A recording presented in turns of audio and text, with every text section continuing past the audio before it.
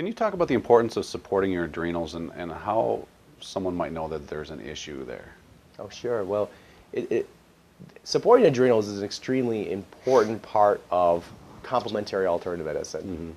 Complementary alternative medical doctors have been identifying different stages of adrenal fatigue and helping support patients for decades. And it's interesting because in mainstream medicine, adrenal fatigue is still something that is, whether if you have Addison's disease or not, whether or not your adrenal is shut off and doesn't produce anything, well, then you're diagnosed as adrenal fatigue. But in the alternative realm, in the complementary alternative realm, we look at adrenal fatigue very differently. We look at optimal glandular health producing an effect that allows us to have better normal metabolism, ability to have energy. And so adrenal health is a vital component of everyone's health. And because your adrenal gland is the end gland that produces certain stress hormones, your DHEA and your cortisol, and your stress neurotransmitters, epinephrine, norepinephrine. This is what is vitally needed, not only for your fight and flight response, so when you're trying to run away from that saber-toothed lion, or trying to merge onto the expressway in rush hour, you need to have that jolt of adrenaline. But it also is what you need every day to maintain normal blood glucose levels, to help burn off your fats and keep your energy levels high. It's vital to help with your blood pressure and your vascular system.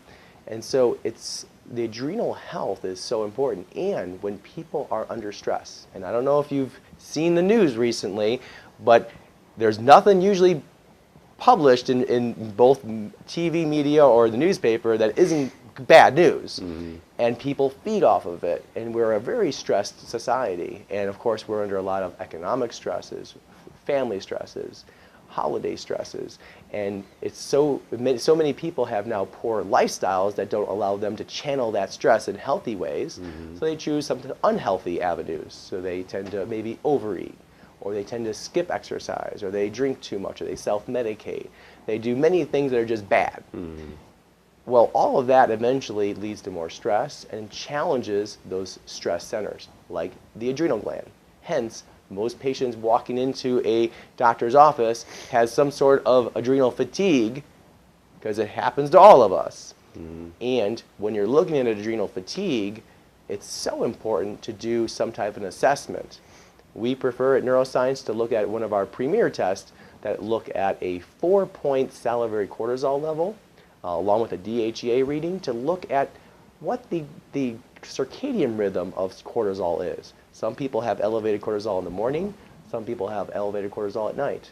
Some people's cortisol is flat all day. Some people's flat all day, but it spikes up at night. There's many different ways of looking at it, and that's important because your therapies to actually help those symptoms and help remedy the problem changes as you change your dosing throughout the day. Likewise, many people think, oh, my adrenal gland's bad. I'll take a glandular, or I'll take some adrenal support. Well, it's not always that simple. The adrenal gland is just the last part of a big piece that starts all the way up in the brain.